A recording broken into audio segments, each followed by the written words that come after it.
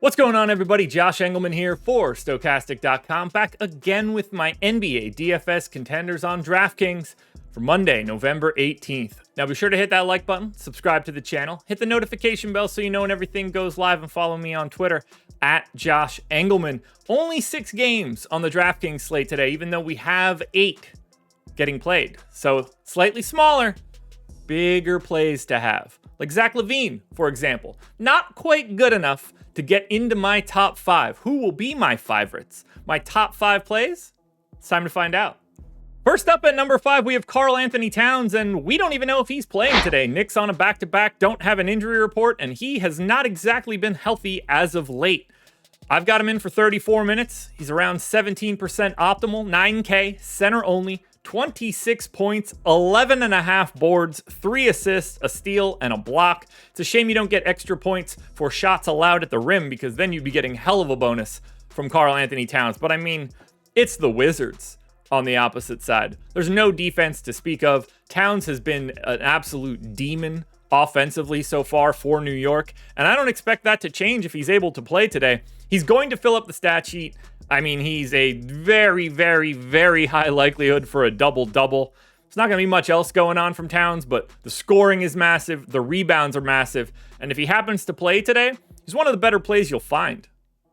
Whether Towns plays or not, Josh Hart at number 4 is going to be around here as a great value. No surprises. 18% optimal. I went 39 minutes. You are free to go to 40 if you feel like you should. Maybe you have to because McBride and Towns end up out again. Small forward, power forward eligibility, 7,400. And then he just touches every stat. 12.5 points, 10 boards, 6 assists, close to 2 stocks. I get him constantly. It's really unfun. But yet on a day like today, when you have 6 games and you have a matchup like this, the Knicks offense is insane, and they get to face the Wizards, it's really hard to get away from guys that are going to play 38, 39, 40 minutes a night, maybe even more, depending on what that injury situation looks like.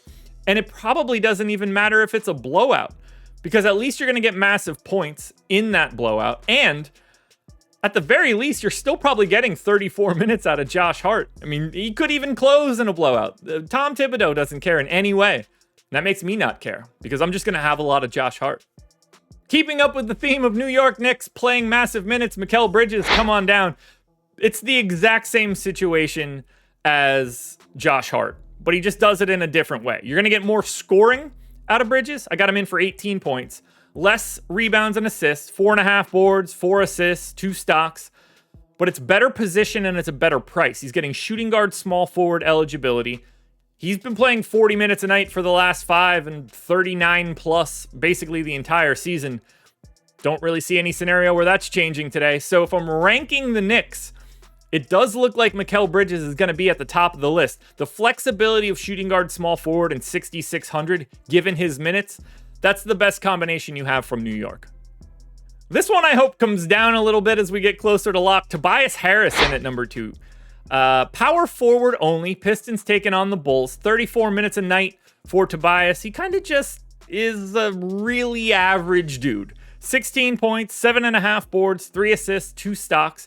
The appeal here is the matchup and the minutes. He's playing 34 a night. Doesn't seem to really ever change that.